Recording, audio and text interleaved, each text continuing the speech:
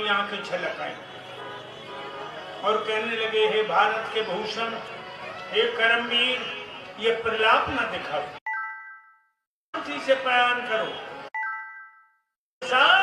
वहां मेरी भक्ति में अर्जुन की ठेकेदारी नहीं है। उसी समय ओम शांति कहकर दादा ने प्राणों को छोड़ दिया। कितनी उम्र थी दादा भीष्म की? 285 वर्ष 6 महीना 13 दिन की उम्र में दादा ने शरीर को छोड़ा। भाइयों, पंडवा रोने लगे। दादा की लाश में जितना वजन है उतना ही घी, दादा की लाश में जितना वजन है उतना ही धूप, दादा की लाश में जितना वजन है उतनी ही चंदन की लकड़ी, और दादा के शरीर का हवन कर दिया पंडवा ने। याद रखिए लोग, हम देखते हैं कोई खत्म हो गया, गंगा जी पे लेके पहुंचे, 2 किलो धूप है, 2 किलो घी है, आग लगाई हो डाल दिया। नहीं, लाश में जितना वजन है उतना ही घी, लाश में जितना वजन है उतनी धूप, लाश में जितना वजन है उतनी आम की लकड़ी, जामुन की लकड़ी, चंदन की लकड़ी साथ में ले लो। ऐसे नहीं, लेकिन याद रखना, आप लोग कथा सुनने आए हो, आज ही के शराब छोड़ दो, बीड़ी सिगरेट गुटखा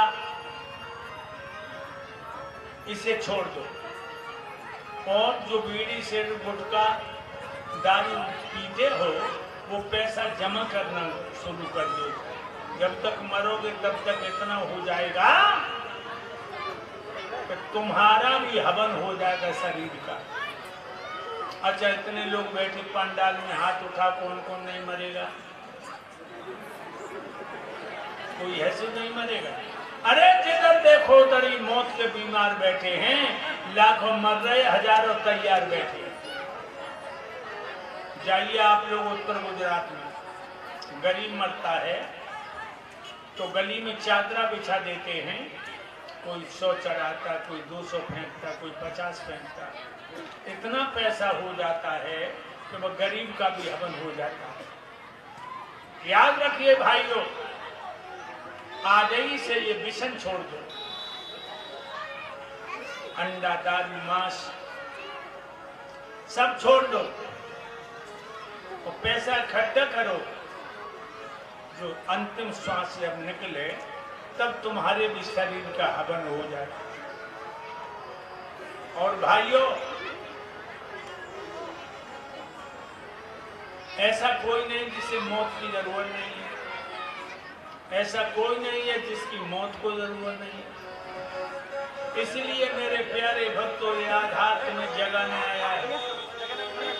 माया की अंधेरा में भटक रहे सत्य की ओर ले जाने के लिए आया।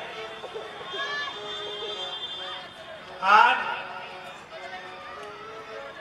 दादा भीम का प्राणांत हुआ, तब वो गले थे, लेकिन ये गले नहीं है भीष्म, इनका शरीर फूल की तरह था। भीम जैसा बलशाली वो गल के मरा रात के 12 बजे। चाचा विदुर, कुंती, गंधारी, धृतराष्ट्र, विदुर की पत्नी निकल गए घर में से। व्यासा आश्रम में जाकर तो इन्होंने योग विधान के द्वारा अपने शरीर को छोड़ा।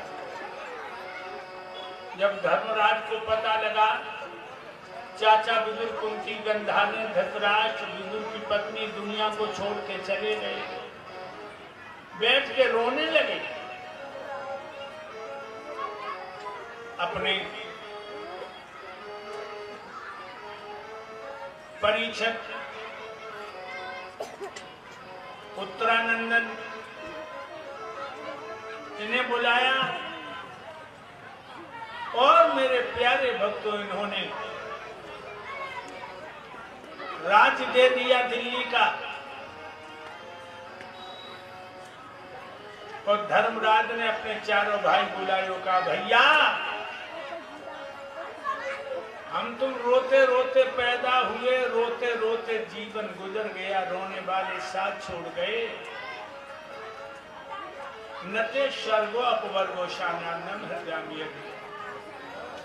आत्मा का कल्याण चाहते हो तो प्रायश्चित करो, चलो हिमालय में गल जाएं। मेरे भाइयों,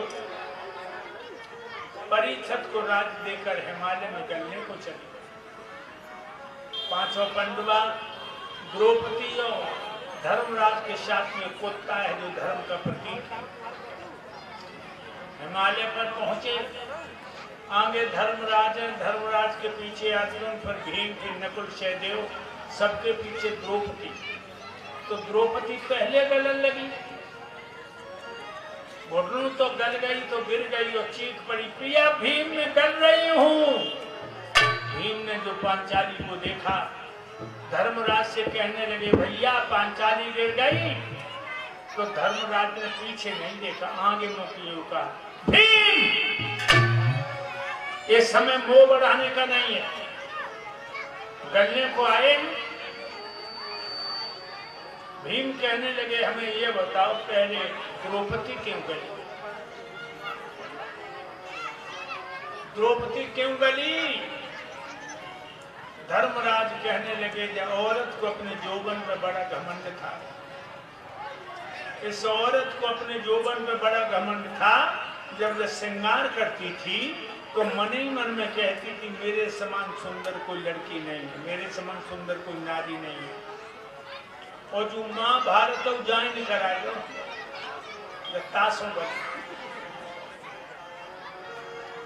नकुल गल गए, सहदेव गल गए, भीम गल गए, अर्जुन गल गए, धर्मराज को अंगूठा गल। क्योंकि कुरुक्षेत्र में अश्वत्थामा की मृत्यु की घोषणा भगवान कन्हैया के कहने से कर दी, द्रोणाचार्य की मृत्यु हो जाए। धर्मराज ने कहा अश्वत्थामा हता नर्व कुंजरो नहीं कह पाई, तब तक शंख बज गए। विचार करिए भक्तों, एक बार झूठ बोले, अश्वत्थामा नाम का हाथी मरा था, एक बार झूठ बोले तो अंगूठा गल गया।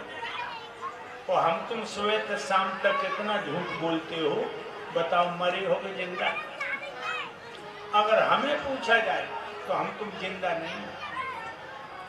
आप लोग चौंक पड़े होंगे कि आगार खाते पीते सोते जगते चलते फिरते बोलते चालते, हम जिंदा नहीं। हाँ, तुम्हें जिंदा मुर्दा की पहचान नहीं है, मैं बताऊं।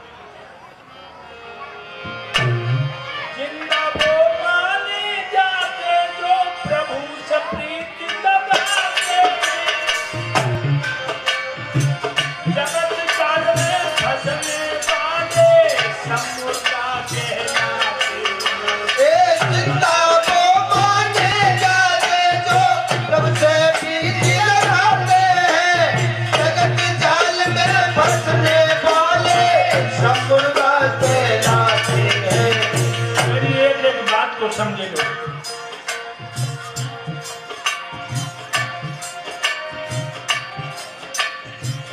जिंदा बोले सदा ढूंढन को मुर्दा जान रे। देवत में यज समझाए गए हैं, सुनो लगाए गए ध्यान। बोल देवत में यज समझाए गए हैं, सुनो लगाए गए ध्यान। मुर्दा वो है जिन्हें न मौत की याद है न परमात्मा की, और जिंदा वो है सत्य बोलते, सुबह शाम प्रभु का ध्यान करते, वो सत्य जिंदा। जिंदा झूठ नहीं बोलती। और बताऊं, सभी स्वार्थी मरे हुए जिंदा परोपकारी हैं, मरे हुए सारे ब्रह्मचारी जिंदा सब ब्रह्मचारी हैं। सभी साधनी मरे हुए हैं, जिंदा परोपकारी हैं, मरे हुए सारे ब्रह्मचारी जिंदा सब ब्रह्मचारी हैं। तो हमेशा अपना उल्लू सीधा करने की बात करते हैं, दूसरे का भला बुरा नहीं देखते, वो मुर्दा।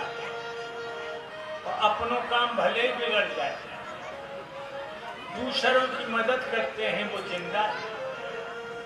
तो कितने भैया ऐसे बैठे हो,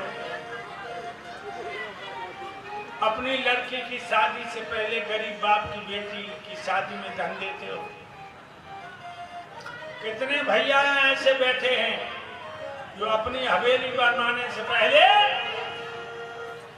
संत भगवानों की कुटिया फूस डालते हो।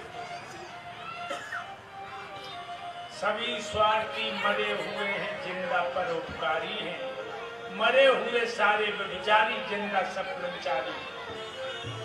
अपनी औरत काली कटु कलूटी सुंदर पागल, अपनी पत्नी अपनी है जो अपनी पत्नी को अपने दिल की देवी समझते हैं, वो जिंदा है। अपनी नारी ब्रह्मचारी जो अपनी औरत में ही सब्र करते हैं, वो जिंदा है। और जिनकी आंख में सुअर को बाल है, कि नंगी बैठी घरवाली और रसगुल्ला खाए रही बाहर वाली। घर में नंगी बैठी घरवाली और रसगुल्ला खा रही बाहर वाली, समझ लो कोई मुर्दे। मेरे भाइयों, उसी समय विमान आया और विमान में धर्मराज को बिठाया। धर्मराज ने कुत्ता गोद में लिया और विमान में बैठ गए और स्वर्ग को चले गए। बोलो आनंद कंद भगवान की जय। इस तरह से पंडवा का निर्माण हुआ। और याद रखना, हमारी कथा रोज 11 बजे शुरू होकर 5 बजे तक चलती रही। कथा में दिन एक दिन आनंद आएगा। आप लोग अधिक की संख्या में आए और पंडाल की शोभा बढ़ाएं। दीपक जला ले परीक्षित आरती के लिए। बड़ी मेहनत से बोला आप लोग खड़े हो जाएं और भगवान की आरती ले, आरती लेकर के ही जाएं।